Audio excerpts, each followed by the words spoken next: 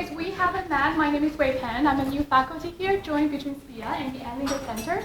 It is a great honor of mine to introduce Emily Grubert, whom I have the honor to call her a friend and a colleague. And personally, I'm a big fan of Emily's work, not only about the topic on energy transition, but also her amazing ability to do science communication. So let me quickly read out a few things about her bio. So Dr. Emily Grubert is an associate professor at Notre. She is a civil engineer and environmental sociologist, a very unique composition. And she works on enacting a just energy transition, including by researching ways to make decision-making more just, effective, and informed.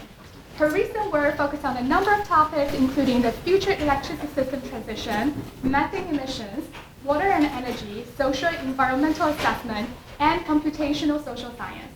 Before joining Notre Dame in July 2022, Emily was assistant professor of civil and environmental engineering at Georgia Tech. And then before that, she was at Berkeley and also at Stanford. She also has experience working at McKinsey and the US Department of Energy, where she served as the Deputy Assistant Secretary in the Office of Carbon Management. Over the past few years, I've also had the opportunity to work with Emily on the 5th National Climate Assessment on the Mitigation Chapter. So with that, please join me in welcoming Emily Grubert for today's Bradford seminar. Thank you. Thank you so much, Wei, and thank you all so much for being here. It's a real pleasure to come and spend some time with you. So appreciate you all being here, and I have been informed that some folks are going to leave at 1 p.m. and have been told not to be worried about that. So I'll try to leave some time for questions before that happens as well. As Wei said, I'm going to talk a little bit today about energy transition, which is really something that I've been spending quite a bit of my time on recently, and very specifically from this perspective of if we are trying to get to a net zero world, a fully decarbonized world, what happens in between now and then? I'm trained as a civil engineer and as a sociologist, but I think one of the things that really pops out to me when I think about transition is just what this sort of multi-decade time period looks like in terms of providing infrastructure, providing services to people, all those kinds of things while we're in the middle of this massive change. So continuity of service and all of that starts to get really complicated, and that's kind of the headline for what I'm going to be talking about today. So I think everybody kind of has this in your head, but I want to make the point really explicitly that reaching net zero or zero greenhouse gas emissions actually requires essentially either dismantling or really radically changing about 80% of our energy system. I should say commercial energy system, like we're still going to continue to use windows to light and heat and all that sort of stuff. But this is a massive, massive infrastructural shift really quickly. So as a couple of examples, just thinking about what that means from an infrastructure perspective, again, civil engineer, I have a hard time not thinking about steel in the ground sometimes. But this is basically a map of power plants in the United States that use fossil fuels. What that also means is that this is a map of all of the power plants that basically need to be shut down. The US target under an executive order is fully decarbonized power, so carbon pollution-free electricity by 2035. It's 12-ish years from now. I guess we're getting closer to when I'm going to have to start saying 11, but that's a very, very fast timeline when we think about what that actually means. So this is basically a map of where that stuff needs to change. The big, let's see if I can get this clicker working. Oh no, it's a screen, fair. The counties that are colored in the background here represent essentially labor burden associated with operating these facilities. So the gold colors are essentially people that are running the power plants. The red dots are gas plants, the black and brown dots are coal plants, but these pinkish colors are gas extraction labor essentially associated with the power system. This is kind of distributed across gas labor in general. The darker grays in these counties are coal labor, but essentially thinking about what this looks like and the geography of impact that we see as it closes really kind of highlights how distributed this is across the country. This is going to be a very US focused talk, but we could make a lot of the same arguments in other places. I won't get super deep into this particular point today, but one of the very interesting things about the US system is that most of these plants are pretty old. So when you think about getting out to 2035, this deadline that we've hypothetically set for ourselves to fully decarbonize, something like over 80% of sort of the life asset years that would still be expected to be in these systems will have already passed by the time we get to 2035. So in the US, we have this kind of unique, not unique, there are other sort of heavily industrialized, long-term industrialized economies that have fairly similar situations, but because our infrastructure is relatively old, you're not stranding a ton of this. That doesn't mean that it's not hard to do, and it doesn't mean that it's going to happen on its own, but a lot of this infrastructure is pretty old. One of the things that gets trickier is when you start looking at the other big emission sectors. So in the US, our target is carbon pollution-free power by 2035 and net zero economy by 2050, which is also the one that's more relevant for like UN targets and stuff like that. So thinking about beyond the power sector, what the other really, really big emitters are, really transportation is probably the one I should have put first. Transportation emissions are now higher than power emissions in the United States, but similar issue. If we think about trying to move the transportation system that we have to a fully decarbonized one in the next couple of decades, there's a huge amount of infrastructure and a huge number of assets that actually need to be retired or fundamentally pretty significantly changed in that time period to do it. With cars, I think we talk about this a lot in the context of electrification. We talk a little bit about maybe shifting modalities, so more trains, buses, whatever. But there's a lot of support infrastructure that goes into that too. So it's maybe easier to think about what it means to replace a vehicle asset. We don't talk a lot from a policy perspective about what it means to ensure that there are still gas stations when those last couple of cars are going around. And so some of, I think, where I come from in thinking about planning for a lot of this transition is really, how do you ensure that we actually have the services that we rely on now, that we just kind of assume are going to be there, still actually available to us as we get deeper? And like, honestly, I've mentioned this to a couple of people, but the vehicle gas station switchover is one of the ones that I think is among the scarier examples of this, just because it's not something we're talking about a lot, has potentially massive, massive environmental implications, justice implications, et cetera. Like, so this is a big one. We should probably work on that one a little bit too. The other really big category of emissions that involve really, really significant asset changeover is heating. And I think one of the things that shows up a lot in this context is thinking about what electrification patterns look like. I'm sure some people are familiar with this chart, but it's essentially showing what the dominant heating fuel is in different parts of the country. The kind of purplish ones are gas and propane. The reds are fuel oil, essentially, so essentially only the Northeast. And then the golds are biomass, the yellows are electricity. A lot of that electricity is inefficient resistance-based heating, but when you think about how to actually decarbonize all of this, this is millions and millions of interventions, and it's also, maybe to a degree higher than with power or with vehicle stuff, also one where if you screw it up, people will die. And so really thinking very, very carefully about what that transition looks like and how you know exactly how people are going to be receiving the services that they depend on to be alive, to thrive, is a really significant part of this transition that goes a bit beyond some of the technology issues that I think a lot of us spend most of our time thinking about. But this one is a particularly salient thing too as we think about potential electrification of heating systems, just because of the really dramatic implications that that has for grid size. So peaks in the wintertime start to become really, really complicated. This is not just about getting the assets changed over and being able to use electricity for heating. It's also about making sure that the grid is able to handle that at some of the most difficult times of year. Like fundamentally, the times when everybody needs the heat a lot are the times when it is hardest to operate. So this is another really, really challenging one that we're really going to have to think about very quickly to hit some of these targets, but has a deep piece of this kind of, how do you make sure that the fossil system is still operating effectively until you don't need it anymore? That's actually quite important, I think. So in general, I think the basic point that I want to make, and I'll use my term now here to get back to the title 5 slides in or whatever, is when we think about decarbonization, this actually includes what I and Sarah Hastings-Simon up at the University of Calgary have been calling the mid-transition, which is basically a period of probably several decades if we're successful, maybe more decades if we're less successful, where you have both carbon-based and zero carbon-based systems. Both of them are too big to avoid constraining the other one, and neither of them is big enough to cover everything. So you have this period where both of them are operating in systems that are not optimized around their needs, and you actually need to be fulfilling all of the services every moment of this. I think the other really complicated piece about this transition is that it's dynamic. It's not really a situation where you have a fossil-based system that you've optimized around, then you have, at the other end, a zero carbon system that you've optimized around, and in the middle, you have kind of a middle state that you can optimize around. This changes monthly, annually, et cetera.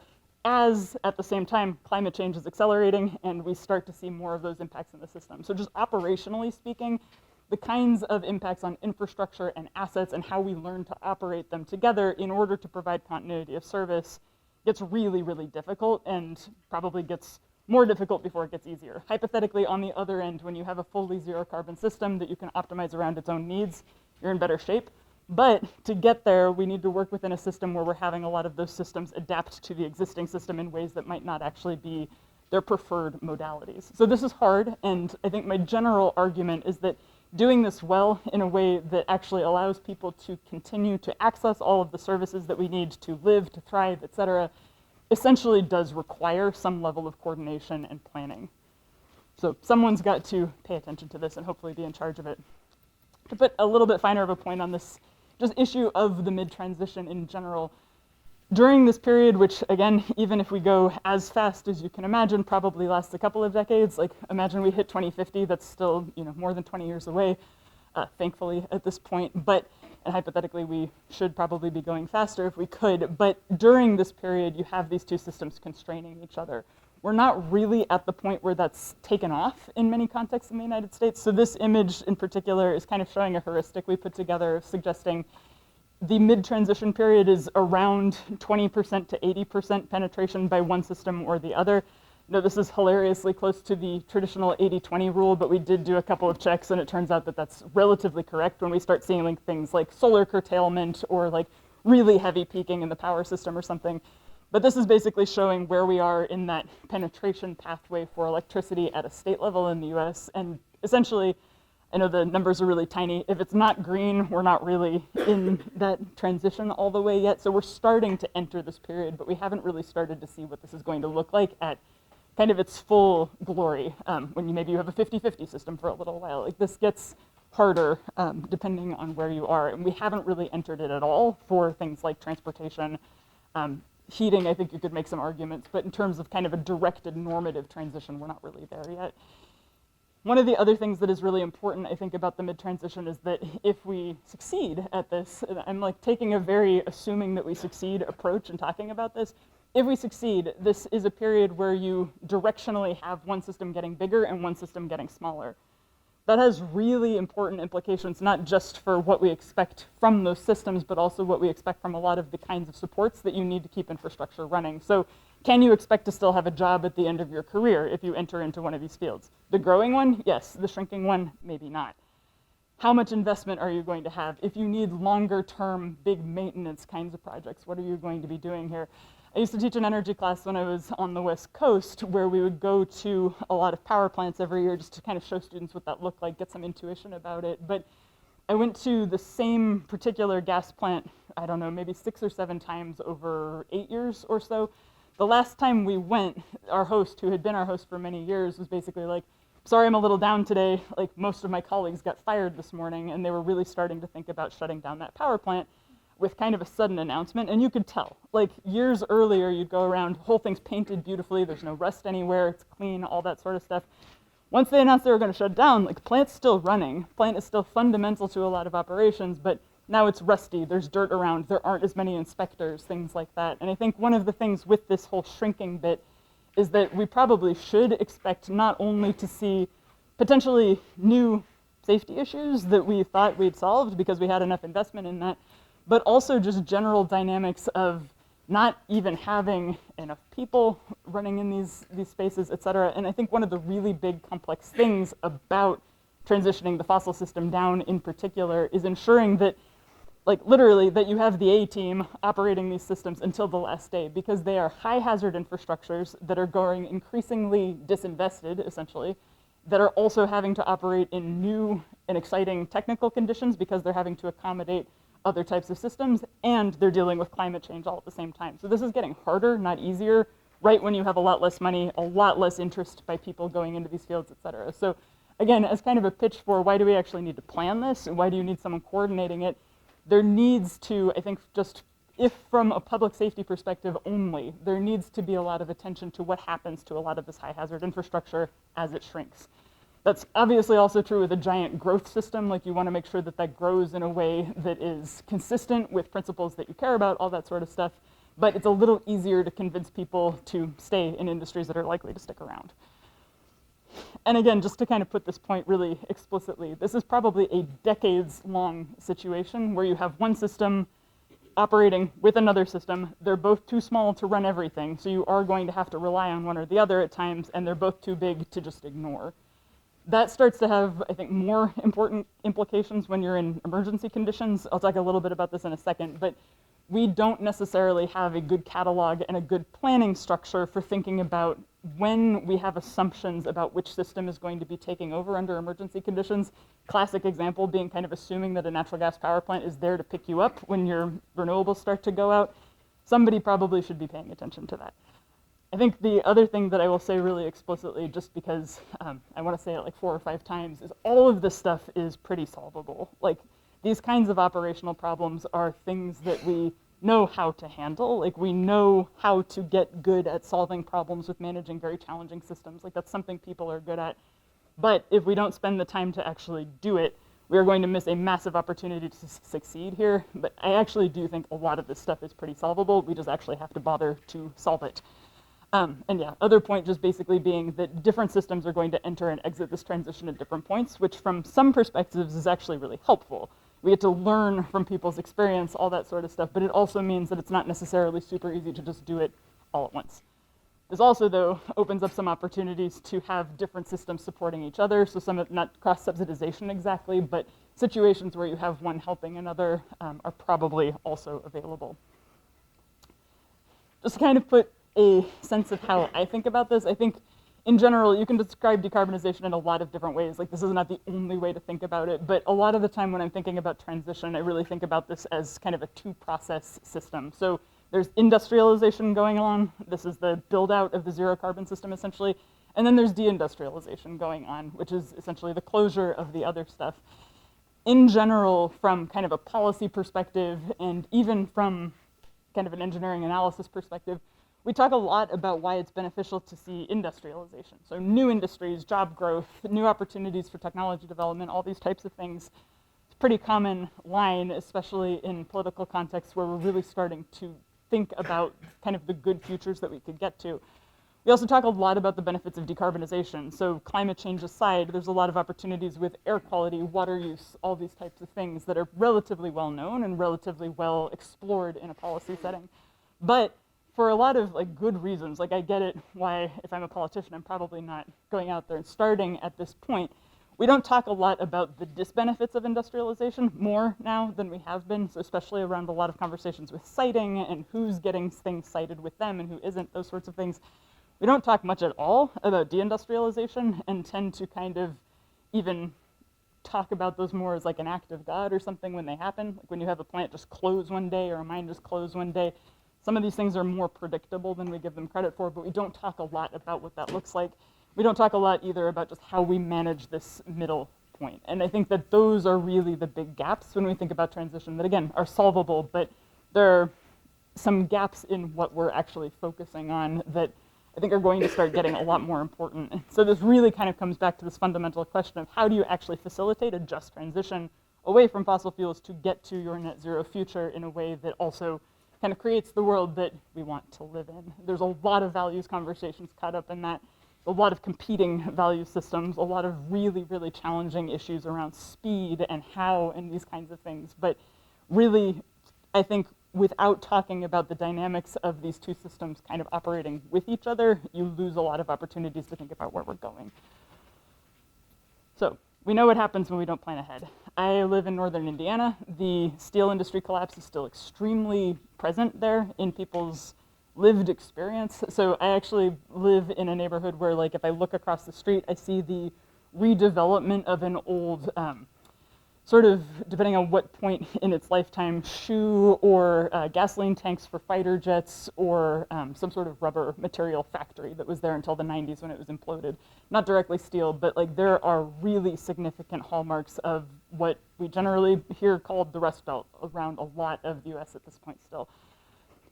So that didn't go well. This is the Cary furnace in Pittsburgh, really close to where the Homestead strike is, if anybody's like a labor history nerd. But basically, we saw the steel industry collapse in the 80s. Different dynamics, much, much smaller industries, all that sort of stuff. There are other examples. So the textile industry also collapsed even a little earlier. That one's a bit less written about, both because it was earlier and it was because a much more female-oriented workforce, and so there's less records of it and those kinds of things. But we have seen this happen before, and it usually doesn't go well. I've ended up in a lot of conversations where people are essentially like, what's a really good example where we transitioned away from something that we can point to? And it's kind of like, well, this is a like public access like historical site now, but wasn't good for the people while that was happening. And in the mining industry, you got a lot of ghost towns. Like, I'm a Westerner, I think a few probably, other people in here probably are too, but like there are entire towns that are just not there anymore. That's how we have traditionally dealt with this kind of thing. What I find really instructive, though, about looking particularly at the steel collapse is that we have a lot of contemporaneous accounts by people who wanted something different to be happening at the time. And very, very consistently, what you see is people basically saying, give us a couple of years heads up. We can do a lot with a couple of years of heads up. Sometimes that also translated into give us co-ownership or like co-op ownership of a mill. But a lot of the time, what you see very consistently is give me 6 months notice, give me 2 years notice, give me 5 years notice. And I think what we have an opportunity to do in this particular case, as we think about a much bigger system that affects not just the people in the industry, but also all of us that rely on these systems, is to say, we have end dates. Like, we know when we want this stuff to happen. We can actually work backwards from that and plan ahead.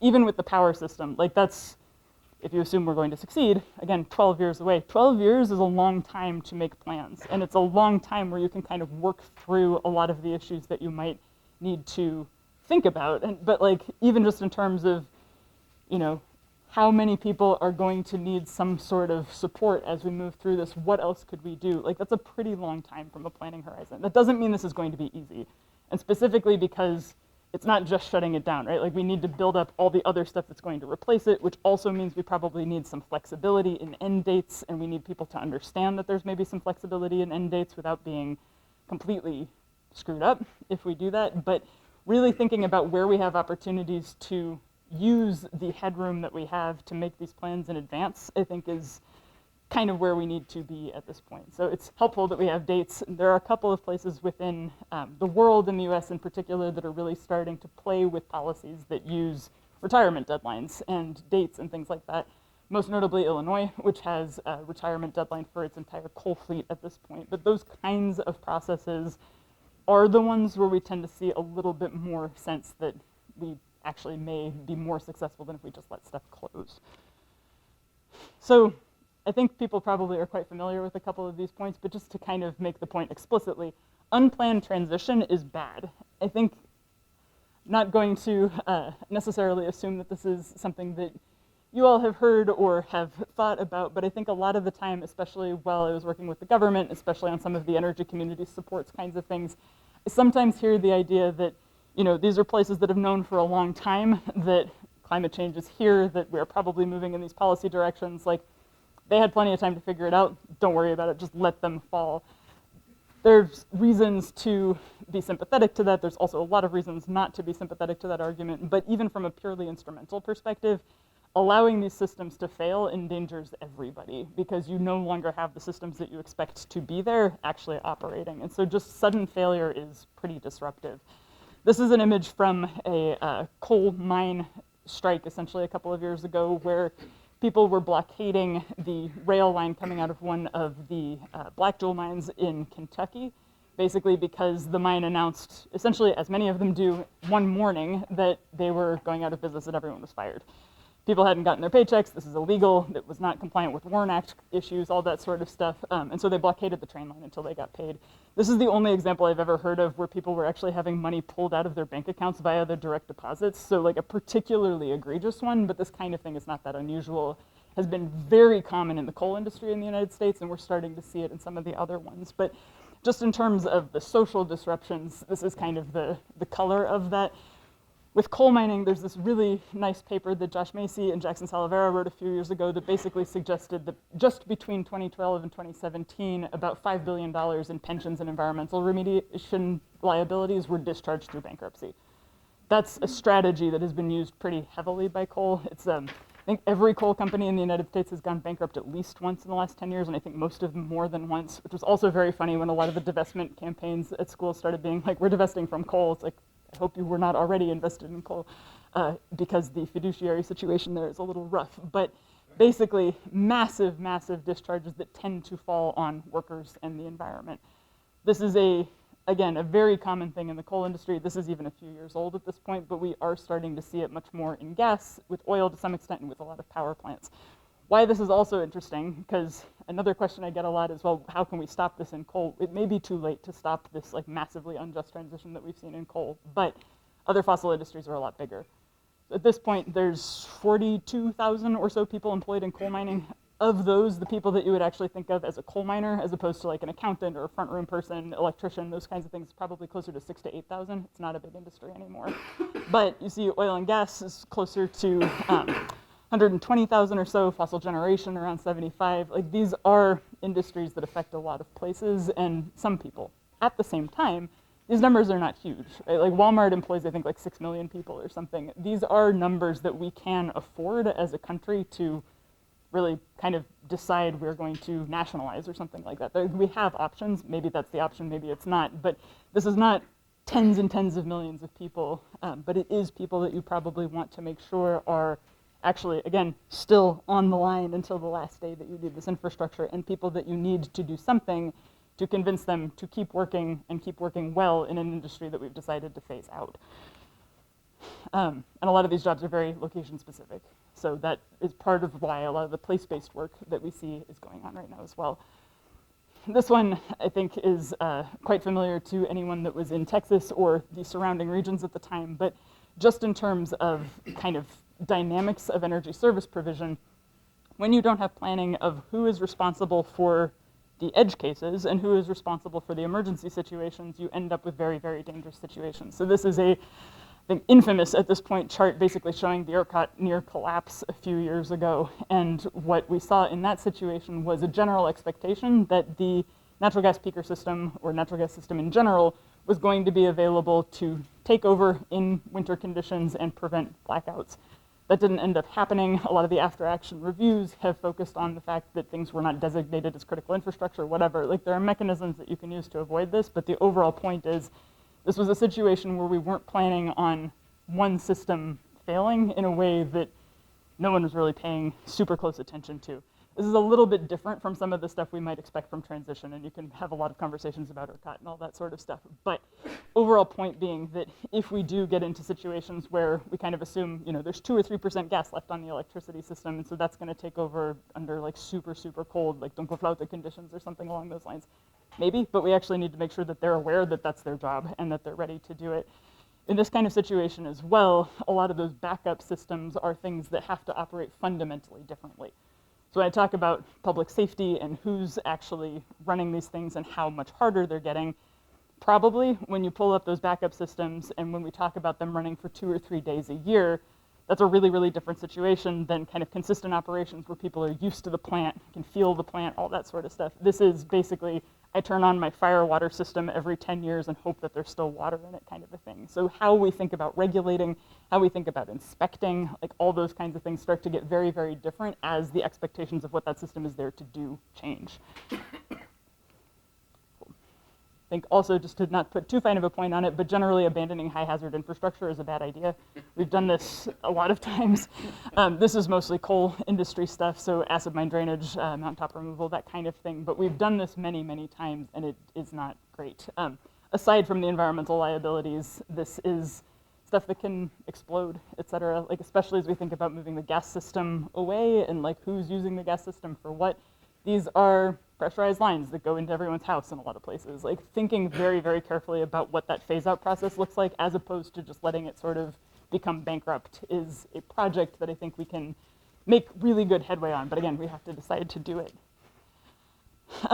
Some of the more interview-based research that I've done is largely focused in fossil host communities, but these are just a couple of examples from North Dakota when people were talking about the end of the boom there.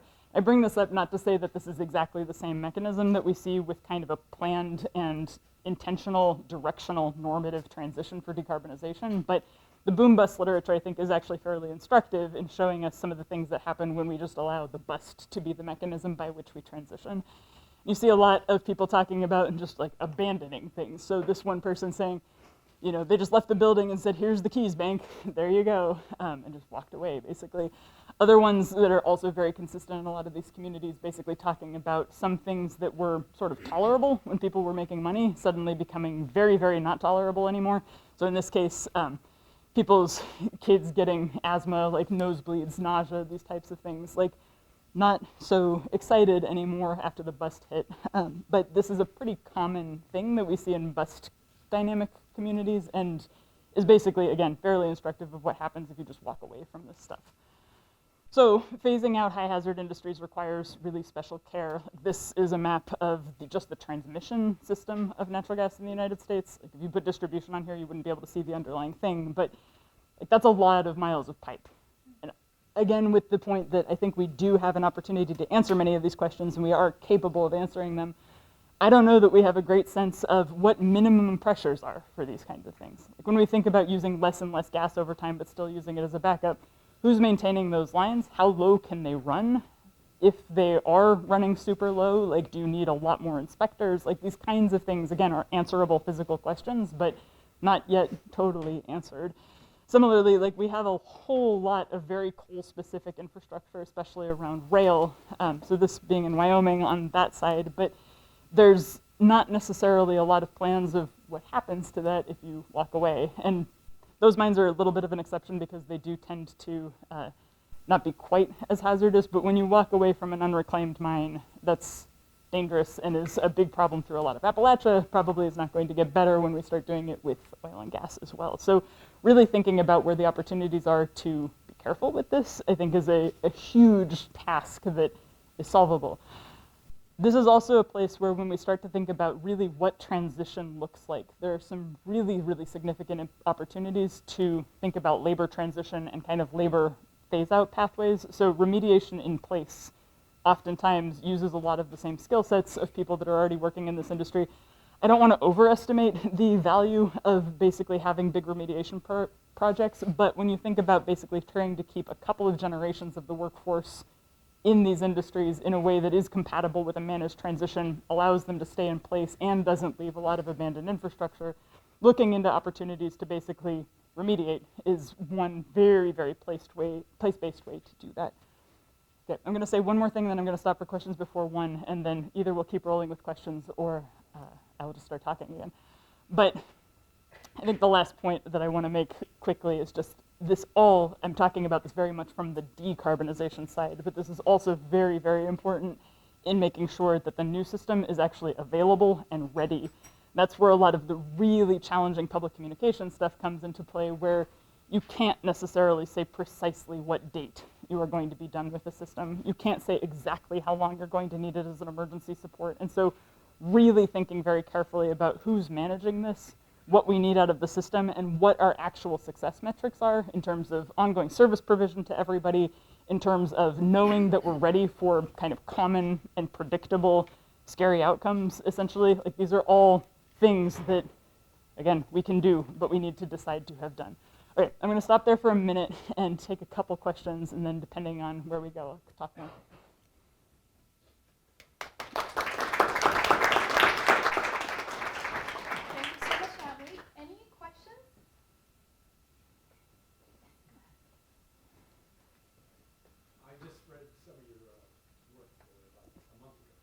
Thank you. You're probably familiar with this Caltech program, paper about what happened during COVID. CO2 emissions apparently dropped by 3.7% or so, but not much change in ppm content. So the issue to me is if you look at, even if you were able to drop from 400 to 300 ppm in the atmosphere, what do you think that would do in terms of temperature change? Some people say not much because the transit time of the CO2 in the atmosphere changing can be thousands of years. So my overall question is it's a big economic factor. If we knock down, all our focus is on dropping CO2. that really the best way to make a transition to something? I'm all in favor of not putting any more in there, but how do you get the stuff out that's really going to make a difference and not just repeat this life by going to all electrification? I will be really upfront to say that I'm not a climate scientist, so I don't really look at temperature response to concentrations. But in terms of the energy transition, I think like just to keep it from not getting much higher, we have to do all of this. Going further and actually starting to draw down CO2 in the atmosphere starts to get into a lot of the conversations about carbon dioxide removal, like incredibly energy intensive and land intensive things potentially. And so it's a much longer term question. And I think it's part of the reason why there's a lot of really important work about where there are irreversible dynamics and where there's not. But I really hope we can get to zero emissions and stop adding. I'm not expecting to see 300 ppm for a while. Yeah. I'm curious, have you studied or has anyone studied what happens with gas stations? And obviously a lot of employment, but also just physical availability of gas stations. Is that a problem, or is it cheap enough just to kind of keep the supply and for a few cars that pass? Yeah, huge problem. We've been trying to figure out who is working on this and haven't found a ton. So I just started a study with a student actually to basically start out by interviewing some gas station owners to be like, have you even thought about this? Because there's not a ton of work. I've met a few people that have done this largely in the context of like cultural and arts programs, actually trying to think about what the future of gas stations might be. So there's one guy, I'm forgetting his last name right now, but basically was working under a New York humanities grant, I think, to put together a couple of futures for what gas stations in New York might be able to become, and did a little bit of work on that. But in terms of like real serious longer term programs of study, I don't think there's a ton out there. And what about employment? How many mechanics do we have at home? Yeah, well, and the mechanics issue is a completely additional thing too. I think one of the things that's started to be pretty dominant in the study that we're doing is that most gas stations are essentially convenience stores. And that's a much bigger piece of their labor requirements. I mean, it's a little different in Oregon, and I guess, does Jersey still have, yeah, okay. So those aside, most of the labor is really more around the convenience store pieces of it, and that's a bit easier to roll into alternative measures, but yeah. Hey, Emily. So when you say we need to think about this, I just want to push you on that. Like, what institutions? Who is responsible for this? I don't. We're not a country that does a lot of national planning, right? And so not only I've been thinking about this more on the how do you build the new stuff side, but as you're emphasizing, we need a whole set of institutions to figure out how to plan the mid-transition and the deindustrialization side. What are your thoughts on sort of the most likely avenues for those institutions to form? What level? How might they look? I got close enough to be frustrated with it to making an office within DOE that could focus on this, and then people decided not to do that after all, which is a bummer. But no, I think at some level it has to be the government. I think with a lot of the just sort of technical concerns about this, I do think that's a really academic sweet spot in a lot of ways. Like, we as academics can decide like somebody should look into what happens with the gas stations and like start to make points about this. But I think from an actual planning perspective, it does need to be the government. There's a couple places where I would probably suggest that nationalization is kind of the only path forward. Really, if we're going to be successful. I mean, there are other paths forward that are maybe less effective in some cases, but I don't think you can do this successfully without the government playing a pretty big role. What about regulators who manage particularly networking industries, Yeah. like gas distribution? Yeah, which, yes, I think to some extent, they don't always have enough power to really think about what the crosses are, so I still think you need a centralizing organization. But yeah, the regulators can go a lot farther than they have. I was talking to somebody, where is she at? But somebody who's basically been working on looking at the authority within New York State that their PUC has for essentially forcing fuel transitions. And like, there are a lot more authorities on the books than people are using. So yeah, there are, I think, some avenues that way, but I do think that there needs to be a centralized planning role at some level. But yeah, whether we can actually get there is a completely different question. And I think one of the biggest, I imagine you deal with this too, but like one of my biggest headaches is like, okay, where are we going to do something that's going to make a marginal difference, but it's fundamentally a dead end, and we can't get to where we're going from there, or we can do something else more slowly, but is actually eventually capable of getting us somewhere, but may not. Like, yeah. I want to ask a follow-up question, and then I'll get to your question. I totally agree. Like, we need a role of government, but at the same time, you also location-specific, like context-specific policies, then how do you see a way to incorporate that kind of flexibility into the need to have some like national level planning?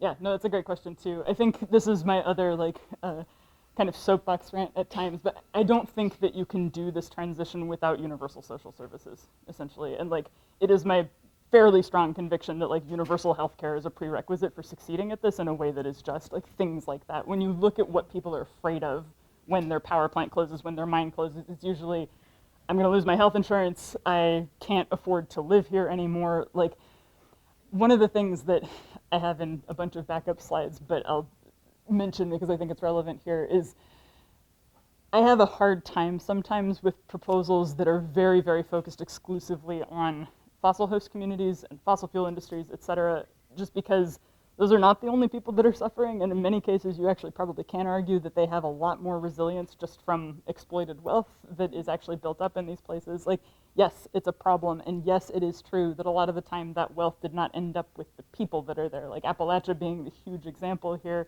but there are many other places like that. But I don't think that you can sort of claim to be doing a truly just decarbonization transition without addressing the fact that there are many, many people hurting from climate change, from like long-term environmental injustice issues. And so the idea of actually having some universal support to make sure that everybody is capable of thriving first, I think is where you start to actually really crack open those opportunities of saying, okay, like now that everybody's pretty convinced that they're going to have somewhere to go that's warm enough in the winter, cool enough in the summer, you have health insurance and you can eat, like now what? What can we do? And like that's a really, really big change to the way that we think about this now, but it's also something where I think I try not to get too stuck in what we can do politically now, and also think about like, if we're going to succeed, what do we need to do, and what political structures do we need to build to get there? Because like, I don't think we can do it the way that we've been doing it. Add another piece to that is the U.S. has put a lot of emphasis on home ownership as the way to build wealth for the middle class, and that locks people in place. Absolutely. And so you can't move when the labor market moves, and people lose not only their jobs, but also all their savings because the industry collapses and the property values collapse and they can't sell their house. And even if they could, like moving also means you're abandoning your whole social structure. It's like, yeah, it's a tricky thing for sure. Yeah, my question is very much related, which is from a policymaker's perspective. Is there a place where they can look for case studies or communities that have managed a transition from fossil fuel industry to something else that you would point them to? This is maybe not ideal or perfect, but better than, say, it's been done in Appalachia or other places. Yeah. Most of the like quote unquote good examples, because there aren't a lot of spectacular ones, but most of the good examples are the ones where they had like kind of a multi-year planning process that was not decades, but was something where a lot of people were pretty involved with the deliberative process for what exactly was going to happen. I think I'm forgetting the name of the plant right now, but there was an example in Washington where they had a pretty intentional effort to do that, and that phase out seems to have gone relatively well. APS down in Arizona, like there are other things I would critique them for, but they did a pretty good job of making sure that their people were redistributed. I think it's actually kind of interesting. The best examples of transition that go relatively smoothly that people will often bring up is like base realignment and closure processes, which are essentially the federal government owns everything and controls everything about this, so it's sort of interesting that those are the ones that tend to go well. You also have the backup point that like people that are on those bases are essentially required to do what they're told, which is a different situation for sure, but those are the ones that often do get brought up as like having sufficient advance notice, like people know where they're going, know that they're going to be okay on the other side of it. But there are a lot of international examples that are also not perfect, but usually do involve some level of advance notice and deliberation, essentially. Yeah, they don't always go well. Like I think one of the projects I did a few years ago was not around phase out, but about people trying to potentially bring a new gas facility into a community. And in that situation, the ongoing deliberation about what was going to happen dragged on for like 15 years. And by the end of it, people were so cemented in what they wanted and how internalized these like socio-technical imaginaries, so to speak, had become in different members of the community that like literally people were giving each other death threats. This was like a 3 or 4,000 person town, like, but some people could not go to the sandwich shop anymore style things, and like tires slashed all the time. Like, you can take too long, I think, is another pretty important lesson here. Emily, thank you. I'm very interested in the way you frame this in looking at power and transportation and heating, but of course, as you know, there are other things that produce greenhouse gases. And what I'm wondering about is agriculture, where we don't have good measurements on what it does, and whether there is thinking about connecting those two sectors, the power sectors and the transportation sectors, the heating sectors, with the agricultural sectors, precisely for that, for labor reasons, because more labor-intensive agriculture can produce better food and carbon-absorbing soils, but this is really a very different way of running farms. Are people making those connections? Is that part of your thinking? Yeah, it's a really good question. I think the reason that I often lead with sort of power, transportation, and heat is because those are the ones that are most clearly connected to services that people need. Obviously, food is too, but like, you can kind of have a high-emitting food system or a low-emitting food system, and they look different, but I think there is a lot of thought about what that looks like. It's kind of interesting that you bring it up from a labor perspective, though, because quite frankly, when I think about where this is going on the labor side, I'm worried that this is too labor intensive. Not that it's not labor intensive enough, but like, we have so far, from a policy perspective, perceived labor inefficiency as a virtue in a lot of situations, because there is a sense that you need to create jobs.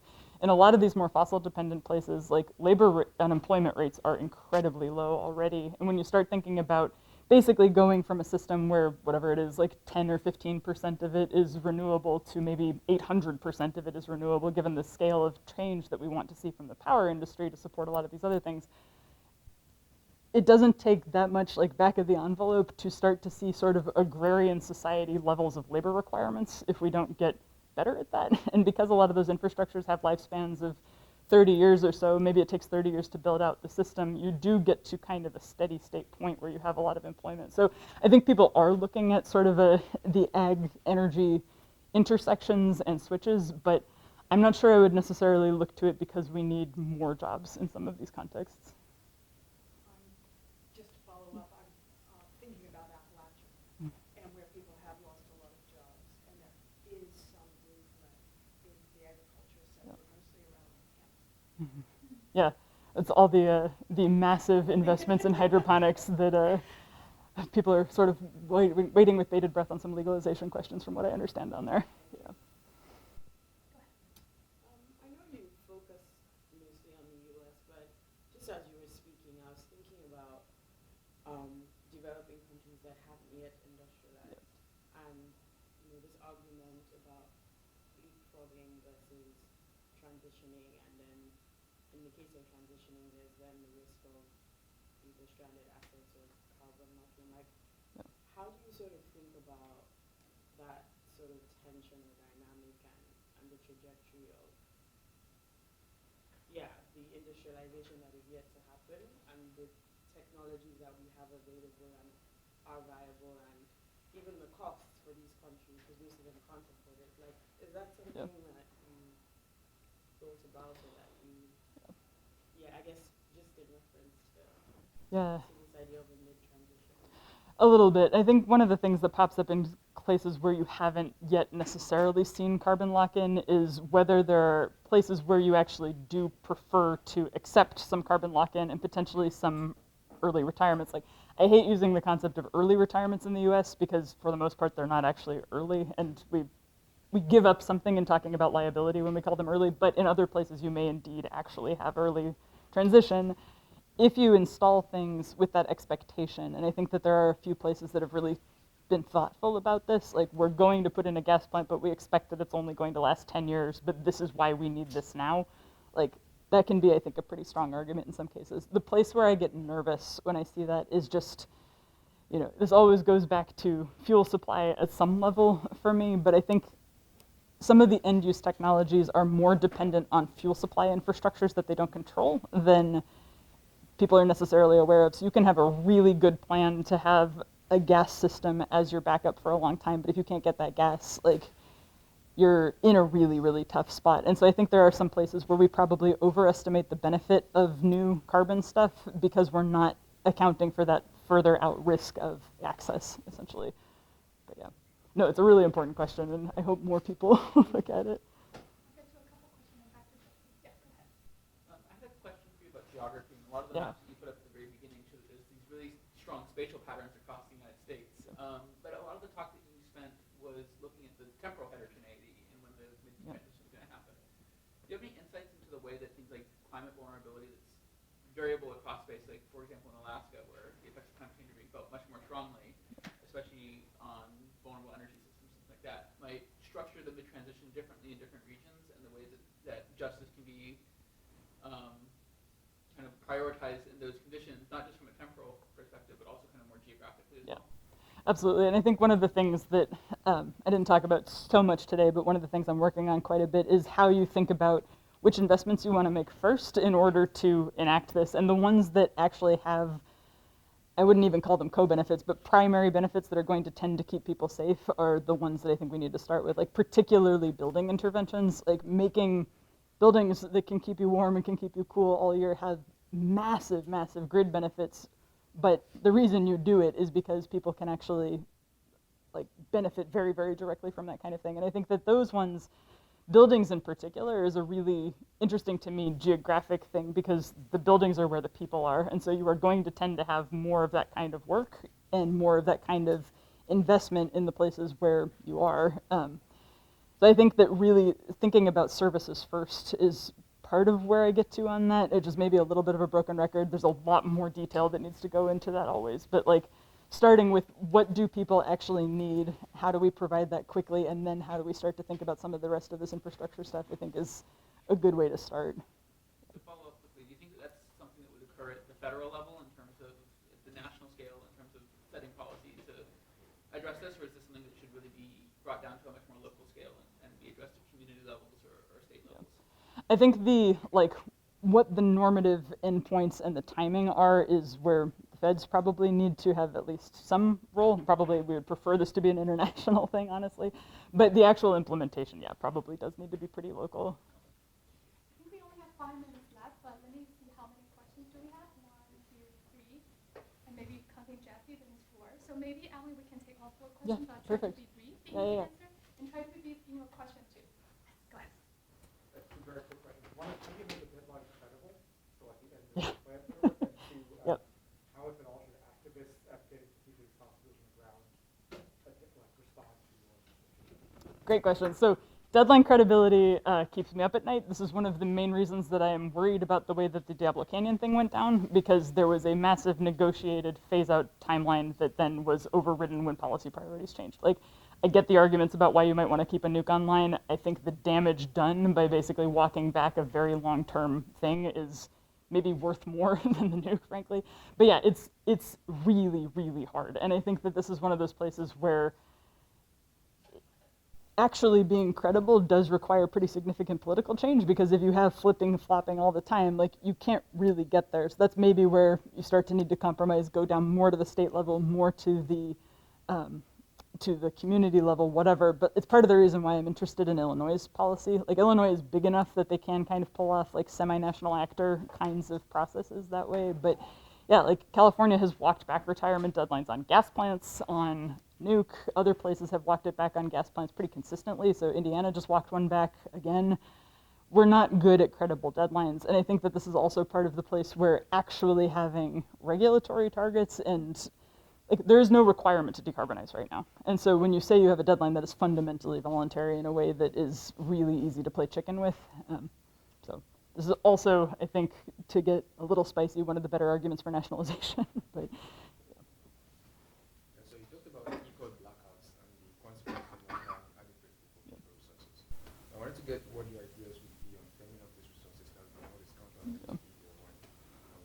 Yeah. So like the super peaky blackout kinds of situations, I think first step is, again, building efficiency and backup plans for when the power does go out. Like, I get myself into trouble sometimes saying, like, I think we actually do need to be better about assuming the power is going to go out sometimes, and that we actually need to have a backup. Like, where are the warming centers and how are you going to get people there? Beyond that, though, from just like a grid planning perspective, I do think that we probably underplay how much, even in a marketized system, how much money we have to play with on those very, very, very significant blackout hours. Like there tends to be a little bit of a sense that, you know, maybe we're going up to $5,000 a megawatt hour or something like that. Like I think that given a lot of the burden of backup infrastructure and stuff like that, we could probably let that constraint wander a little further, and even something like, I don't know, on-site stored electrolysis for a hydrogen peaker underground or something doesn't look that ridiculous for some of those hours, like just spitballing a little bit, but I think we can tolerate much higher prices for some of those end pieces. I'll just start collecting the last two questions from you and Jesse, and then Emily, you can use your last. Sorry, I'm talking too much. No, to respond or have any final things you want to say. Okay, so my question is about resilience of energy system during the transition, net zero transition, including the midterm transitions. You may have heard about like China used to like phase out a lot of coal-fired plants, like past few years. But like I think it's about like 2 or 3 years ago, there's a province in China experienced this shortage of electricity due to high drought and lack of coal-fired power plants, because coal-fired power plants is very stable and they can provide a lot of electricity. So I was wondering, like, so for United States, do you think, like here, the United States power system may face the same issues in the future during the midterm transition? And then what should we do to tackle this problem? Yeah, my question is, what would your advice be for natural gas utilities to actually get serious about the mid-transition? I talk to them a lot, and they tend to say, we got to slow this down and really think about it. Yep, exactly. Which is what you're saying too. Yeah. But they don't actually present any forward motion on the thinking about it part. Yeah, So and to be clear, I don't think we need to slow it down. I think we need to talk about it faster. It sounds like but yeah, but it is a serious, like, absolutely. they're picking up on what you're saying and sort of in some ways Weaponizing using it. as legitimate 1000%. point. So what's the answer from you on that? Yeah, these are related in some ways, because I think that the U.S.'s problem is much more gas than coal, and I think we have made some choices that do not bundle those two systems in ways that I think are going to turn out to have been politically challenging. So it is much easier to get people talking about coal phase out because there are so many other disbenefits associated with coal, and because the U.S. coal fleet, for a variety of fun and exciting policy reasons, is all around the same age and is all very old. So like in the US, when we're talking about coal, we're talking about very dirty plants that are already at end of life and people didn't really want to build in the first place, which is also sort of interesting. With gas, it's much more around like, this is super flexible, it's wonderful, and we can't, politically, the federal government here will not touch gas in quite the same way that it's even a little bit worried about for coal. So I think gas is a much bigger problem, but that resilience issue is a real one, because we're still seeing quite a lot of investment in gas, and just the general posture about becoming a gas exporter and using gas as a transition fuel is leading to a lot of lock-in that we are not very happily talking about. The very fascinating thing where we like didn't talk about methane at all, and now all of a sudden we assume that gas is carbon-free if you get rid of the methane problem is hilarious. But anyway, yeah, I think like in terms of advice to gas utilities, I think, like, honestly, they are not going to be able to continue to be around. And this is one of those places where, like, depending on the structure of the individual system, like the combined electric gas utility is fine, but some of the other ones is like, yeah, I don't know. We'll see how the geothermal trials go. But